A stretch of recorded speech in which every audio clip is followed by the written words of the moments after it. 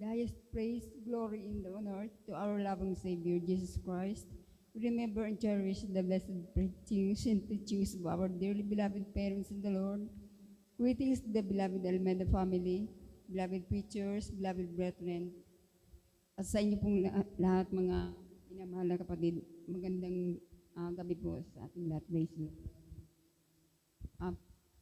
Pinapasalamatan ko rin po ang ating pinakamamahal na Panginoong Hesus na sa kagalingan po ng karamdaman.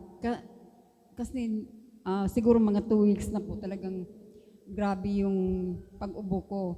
Inisip ko na nga po na siguro pag tuwing tatayo kami dito, mag-ano na muna ako dyan sa crowd. Hindi na muna ako tatayo. Pero naisip ko, siguro kailangan kong alay ng fasting. Kaya ang ginawa ko po nung Tuesday yata yun or Wednesday, nag 2 meals lang naman ako ng fasting. Salamat sa mahal na Panginoon dahil talagang hindi pa-isa-isa na lang po, no? Nagkakaroon pa rin po ako ng ubo pero pa-isa-isa na lang. At ngayon nga po na nung mag-alay kami ng awitin ang mga beloved adults choir, hindi ko po expected na ako pala ang magsusolo. Salamat sa mahal na Panginoon. Talagang hindi na ako, glory to God.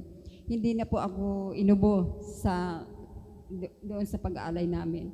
Pero nung last week talaga, grabe yung naramdaman ko. Yun na nga po, iniisip ko na hindi na muna ako magtatayo dahil parang nakakahiya naman na nasa tapos hindi ka naman makakaawit dahil ubo ka ng ubo.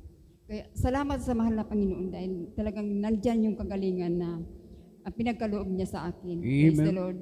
At pinapasalamatan ko rin ang mahal na Panginoon na nandyan lagi ang kapayapaan ng puso at isipan na bago ako na-save, talagang yun ang hinahanap ko sa ibang, napunta ako sa iba't ibang gawain na yun ang hinahanap ko, yung kapayapaan ng puso at isipan. At dito ko lang sa gawain na ito na natagpuan ang ganyan na pakiramdam. Salamat sa mahal na Panginoon na idinako niya ako sa tunay na gawain at sa tunay na paglilingkod sa ating pinakamamahal na Panginoong Hesus. At pinapasalamatan ko rin po ang pag-iingat niya sa araw-araw na sa pagbibiyahe ng aking mga anak, praise the Lord, sa mga apo ko na nagsisipag-aral, praise the Lord. Laging nandyan ang pag-iingat ng ating pinakamamahal na Panginoong Hesus at sa mga kagalingan ng karamdaman at hindi talaga siya nagkulang sa amin, praise the Lord. Bagamat ako na lang ang mayroon din naman na tumutulong sa amin, praise the Lord, pero ang pinakamamahal na Panginoong Hesus ang talagang palagi kong sinasandalan, praise the Lord.